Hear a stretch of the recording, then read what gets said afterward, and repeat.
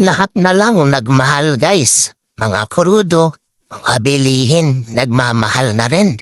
Buti pa sila. Ang sahod kaya, kailan kaya magmamahal? Ay, charot. Yun lang guys, so nagtatanaw ako dito paano ba makakauwi at makakatipid ng pamasahe? O yan, dito guys.